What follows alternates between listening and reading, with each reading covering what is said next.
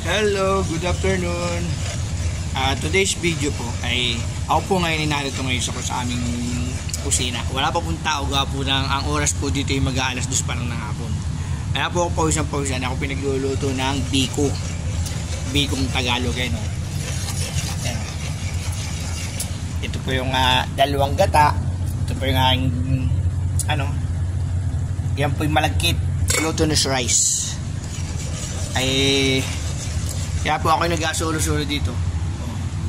Alas 2 na hapon. Kasi po mamaya po mga bagong mag-alas 4 ay kagulo na po dito mga tao. Kaya po sinasamantala kong pagluluto. Ngayon po medyo malapit-lapit na siya. Ito po yung dalawang gata lang. May isang kaka. Ang ginamit ko po yung isang kaka. Maya-maya ang panti po ay ilalagay ko ng ito po yung aking biko. Tingnan nyo.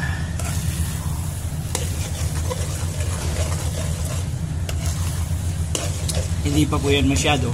Maya-maya pa po. Yan, nandito na po ako ngayon sa room. Ito na po ang finished product ng aking biko.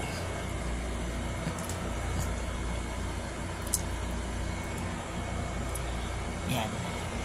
Yan na po ang finished product ng aking nilutong biko doon sa kusina yan. So, bye-bye na po.